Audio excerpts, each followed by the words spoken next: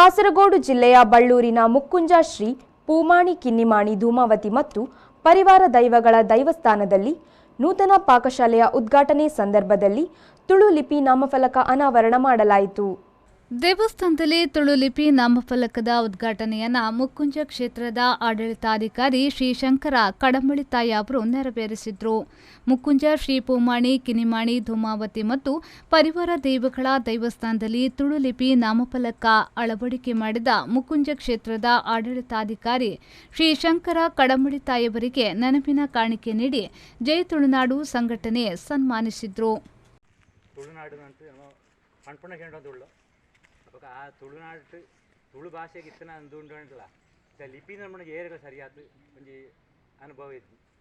ಇಂಥ ದಿವಸ ಈ ಕ್ಷೇತ್ರ ಆ ತುಳು ಲಿಪಿ ಇಟ್ಟು ಈ ಕ್ಷೇತ್ರದ ಉದಾಹರಣೆ ಬರುತ್ತೆ.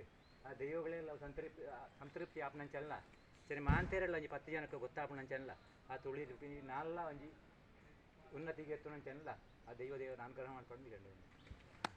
ಈ ಸಂದರ್ಭದಲ್ಲಿ ಮುಖ್ಯ ಅತಿಥಿಗಳಾಗಿ ಜಯ ತುಳುನಾಡು ಸಂಘಟನೆಯ ಉಪಾಧ್ಯಕ್ಷರಾದ ಹರಿಕಾಂತ್ ಸಾಲಿಯನ್ ಕಾಸರಗೋಡು, ಜಯ ತುಳುನಾಡು ಕಾಸರಗೋಡು ಘಟಕದ ಜೊತೆ ಕಾರ್ಯದರ್ಶಿ ಜಗನ್ನಾಥ್ ಕುಲಾಲ್, ಮುಕುಂಜ ಫ್ರೆಂಡ್ಸ್ ಕ್ಲಬ್ ಅಧ್ಯಕ್ಷರಾದ ಪ್ರದೀಪ್ ಸುವರ್ಣ ಮತ್ತು ಸದಸ್ಯರು ಹಾಗೂ ಇತರ ಗಣ್ಯರು ಉಪಸ್ಥಿತರಿದ್ದರು.